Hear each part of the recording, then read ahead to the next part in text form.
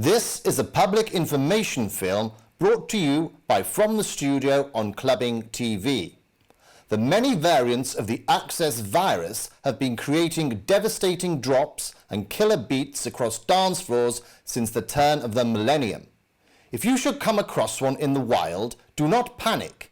I repeat, do not panic, but do take care. Do not stick anything up your nose. It strictly isn't necessary. But do give the virus the respect it deserves and give it space to deploy the bass.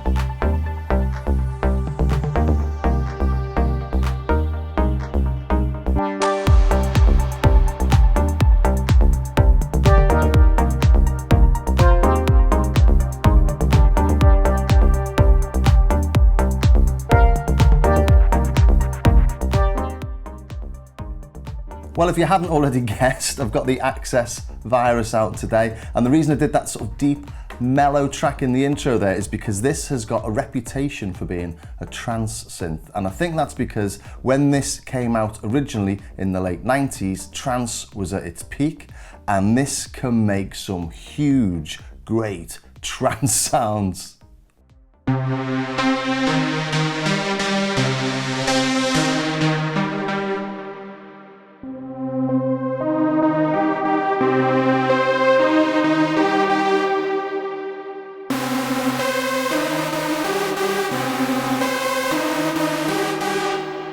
And back in the 90s, those sort of sounds weren't really easy to get on the kit that was around. So when this came out with 26 banks, each with 128 presets and hundreds of sounds that were so powerful, it really did hit the spot.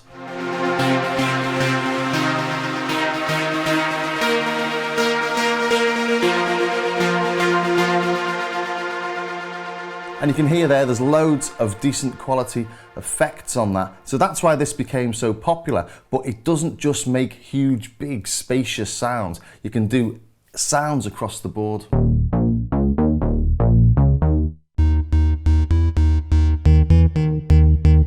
And I can really feel that coming through the monitors in here. So imagine that in a club. Really earth-shattering basses you can get from it. You can get searing leads, beautiful pads. It's got a sequencer built in as well.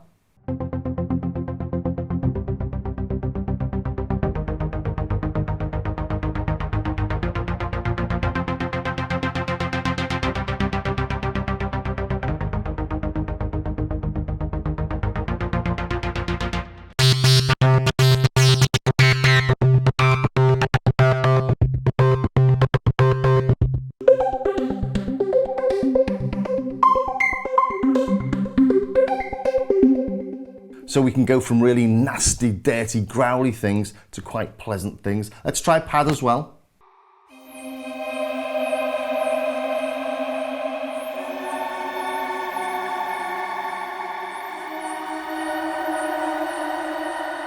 So if you can think of a synth sound, you can probably get it out of this. Now this is the desktop version. There's also a 3-octave version, a 5-octave version. There's the TI Snow, and that's got less processing power, so it's got a bit less polyphony, but you can still buy these new today. And that's not bad considering the first variation of these was released 24 years ago in 1997. And with all these inputs and outputs, it really does feel like a professional bit of kit. And there's so much going on in this, and everything's accessible via the front panel, but the Access TI comes with an app and it integrates with your DAW really slickly, or supposedly really slickly. So I'll have this app popping up on the screen every now and then because it's a really nice, easy way of seeing what's happening. So let's move over to the oscillators then. Just bringing up the initial patch, we start off with the classic analog waveforms. We've got a sine, through to a triangle, through to a square, and this knob here can change the pulse width.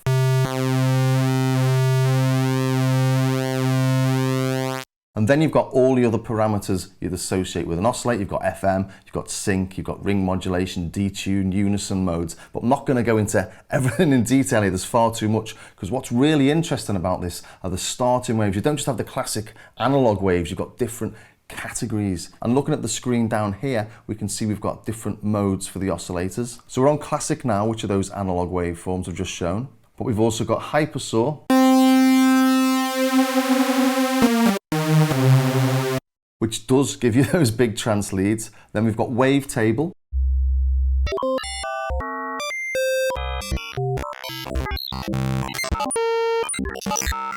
and if you don't know what wavetables are, basically they contain single sample cycles of a sound, and that's not the first time I've attempted to say that. But what it means is that we can start off with really harmonically rich and complex tones.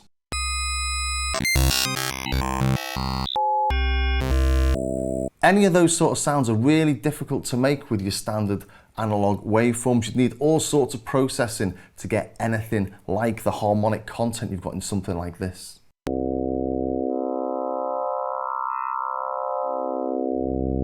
And that's where we can get really weird otherworldly tones or really harsh bass sounds from. It's also got something called wavetable PWM, and that changes the pulse width of those wavetable waves, and I'm not sure exactly how it does it. It just makes things sound a bit different. But each of those wavetables has got lots of different waves in as well. And all of those parameters are modulatable by the LFO and the mod matrix, so it makes this incredibly powerful. But not only have we got the analog waveforms and the wavetable waveforms and the wavetable PWM wavetables, we've also got this thing called grain simple, grain complex. We've got formant simple, formant complex, and we're not going to go into all of these, but they've all got a similar amount of parameters you can tweak, and they all change those wavetable tones in slightly different ways. And don't forget, we're only listening to oscillator 1 here. We've got oscillator 2, which is identical to oscillator 1. Then we've got oscillator 3, which is a little bit like a cut down version, but we've still got 64 waves to pick from. And then we've got a sub oscillator as well.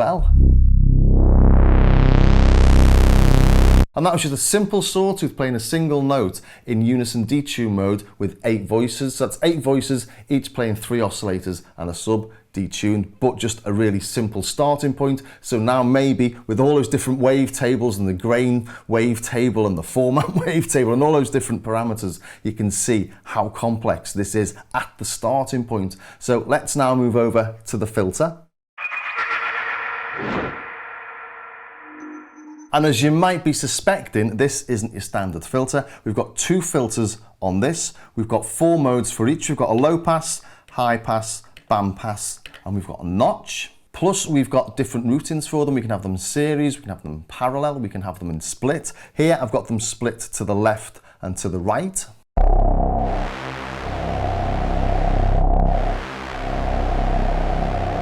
And if we put that same configuration in series, it sounds completely different.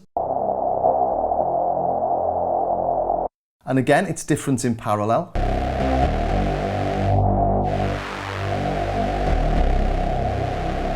So as with the oscillators, it's hugely flexible. There's a massive range of tones you can get from the filter, and it can emulate lots of different types of synth. So let's now move over to some modulation. Up here then, we've got the modulation section for the LFOs. We've got 3 LFOs, and each of those has got various shapes. We've got a sine, a triangle, a sawtooth, and a square, plus one called wave, which is like sample and hold or sample and glide. And these LEDs here indicate the main LFO destinations. So if we go to oscillator 1, pitch, it now lights up. Next up, the pulse width. There we go, that's lit up as well. And the final LED is a sine, and that allows us to assign any modulation destination to any of the 3 LFOs. So everything that I've been tweaking so far can be modulated by the LFOs, which is massively flexible. But this takes things a stage further with the modulation matrix, where we've got 6 different slots, and this is definitely something that's best shown on the app. We've got all these modulation sources and then a huge amount of modulation destinations. So there's a vast amount of stuff you can do. Then you can get incredibly complex patches, and sometimes if you find a preset that sort of works with one of your tracks and you just want to tweak it to fit a little bit better, it's a real head scratcher to work out what's going on between the LFO and the modulation matrix, and that's before we've even looked at the effects. And I'll definitely show these in the app, it's just so much easier. We've got 2 effects pages on this app. We'll start off up on the top left with character.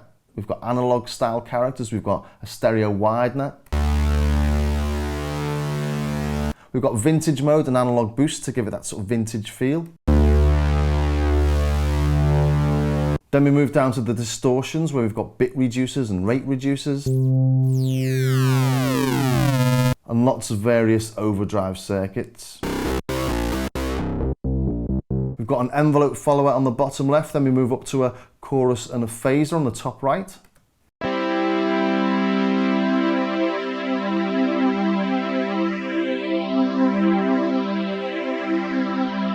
And you can see there's all sorts of parameters for both of those we can dig into. Then we move down to a filter bank. And that gives more effect style filters like comb filters and valve filters than the filters that you get on the standard synth engine. And then on page 2, we move over to delay and reverb.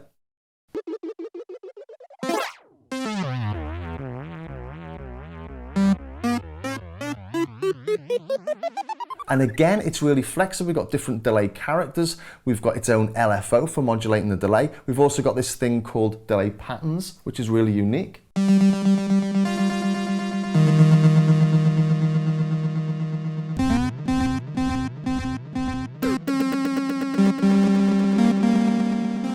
And then we move over to reverb. We've got various algorithms like you might suspect. And the reverb is all over loads of these presets because it does sound pretty good. And you can see on the bottom of the page there, it's got a vocoder as well. And I'm not going to demo that. That's almost like an episode in itself. But I just haven't got time to do that. But now you've heard what it can do, is it for you? Well, I've got to admit, it's taken a bit of a backseat in the studio this for the past couple of years. I've not really used it much, but getting it out for this demo has reminded me how good it is. This is the Access TI version 1. To buy this second hand would cost you about £800. They're over £1,000 new, so they're not cheap, but they are good, and I can see why they've been around for 24 years. Well, I hope you enjoyed that, and if you did, don't forget you can catch the virus whenever you like on our Clubbing TV official YouTube channel on the From the Studio playlist. And if you are into your music tech, check out my Starsky Carr channel on YouTube as well, where I've got a lot more in-depth comparisons and tutorials of studio tech. So I will see you in the next episode of From the Studio.